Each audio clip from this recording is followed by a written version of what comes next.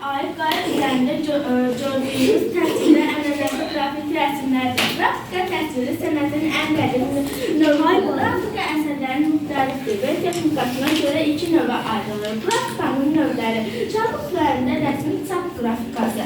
Rəsm karandaş, kömür, flomaster vasitəsilə müstəqil səth üzərində bir nüsxədə çəkilir. Qafil isə çap grafikasına aiddir. Müxtəlif üsullarla rəsm çəkilmişdir. Lövhədən çap etməklə eyni keyfiyyətli çoxlu nüsxə alınır. Metal, daş, ağac və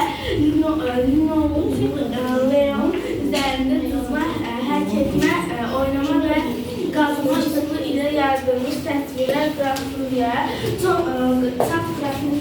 çap grafikasına aiddir.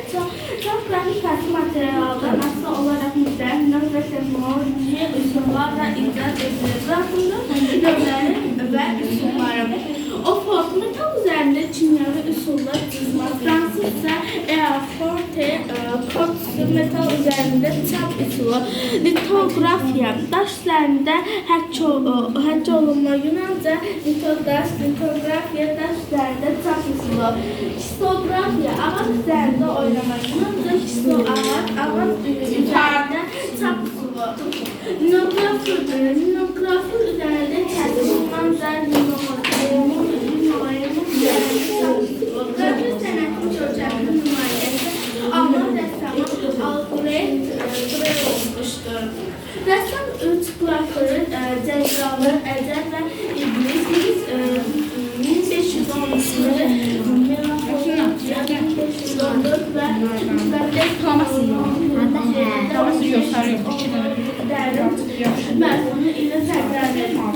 Dərin qrafikləri günün təsviri sənətində qrafik əsərlərin təməlləri tanınır. O, həsslər qələmi varlığında təsvirlə şıqqınlardan qrafik